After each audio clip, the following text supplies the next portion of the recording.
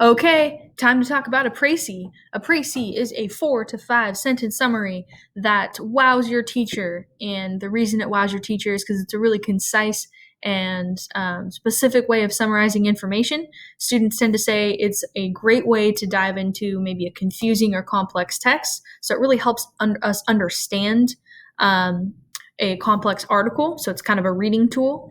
But it's also a writing tool. And guess what? It's a writing tool that you can use in other classes too. So when you're asked to maybe summarize a textbook chapter or an article in history class or something, you can use a précis if it's an open-ended summary. Okay, so let's talk about sentence one. Sentence one contains like your basics.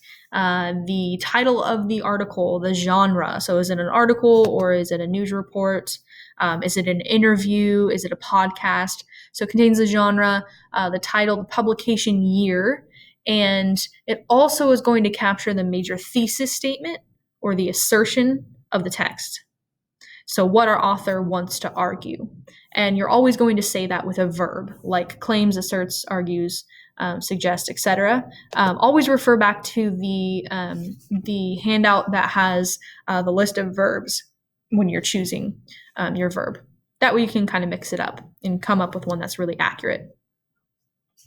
Okay, so let's go over an example here. This one is from an article titled End Homework Now from 2001. It's a little outdated. Okay. The reason I also chose this specific text is to make a clarification. Remember that remote learning is not homework. Remote learning is you're learning on your own. So it's not like homework in that you're just practicing, remote skills. Remote learning is really important. You kind of are in the driver's seat during your remote learning. It's not the same as just filling out worksheets and doing a couple practice problems. It's important.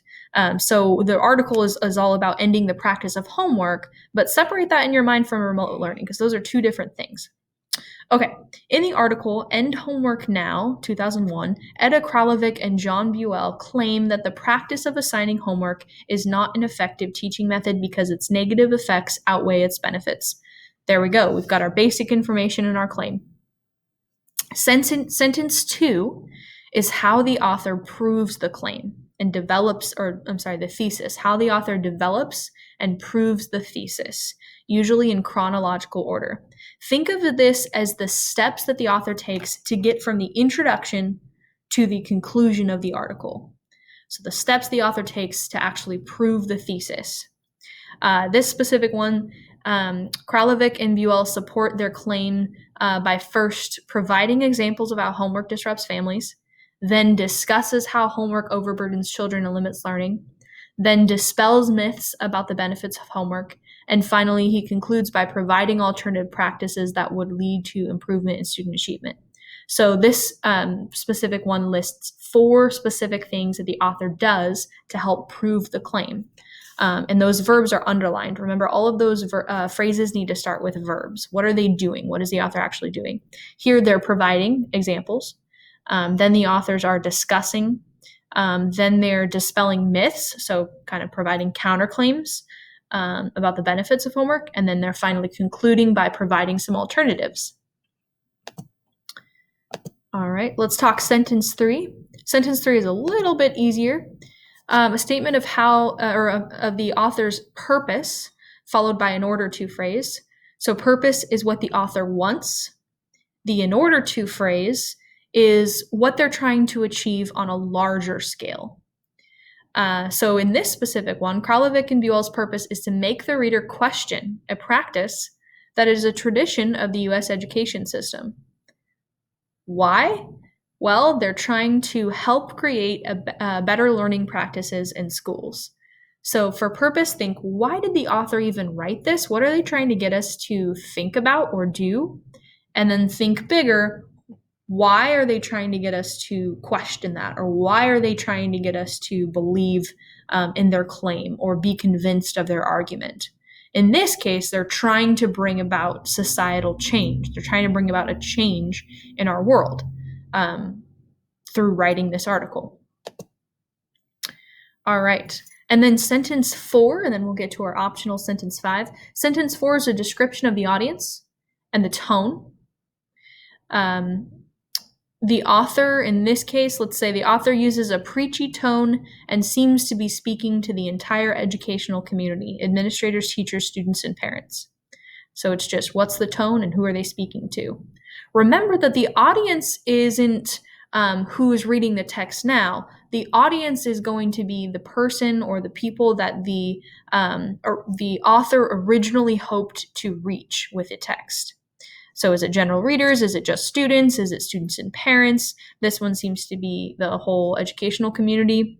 And then for tone, don't forget to go back to your tone list to get a tone that really matches the feeling and the mood of the article.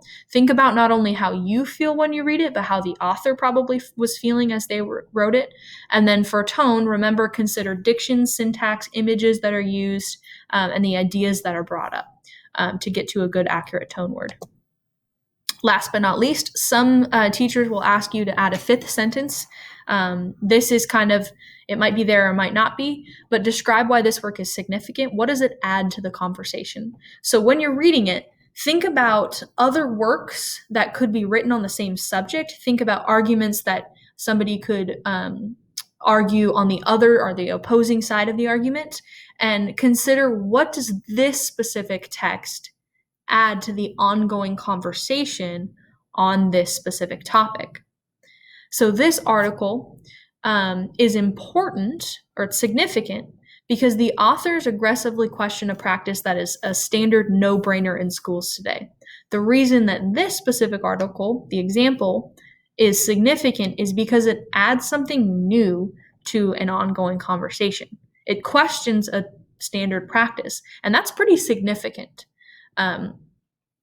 So consider what new information or what new perspective does this text add? It might be helpful to consider the question, why do you think the author chose to include, or why do you think the author chose to write this text this specific way? What do they think that they're adding that's new to the ongoing conversation about this debate or about this topic?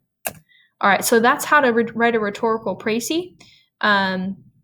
Good luck as you practice that on your own, and remember that this is a tool that can really get you into reading and identifying important features of a complex text, and it's something you can use for just simply summarizing an article or a new text that you read. It's a great thinking, reading, and writing tool. All right, thank you guys.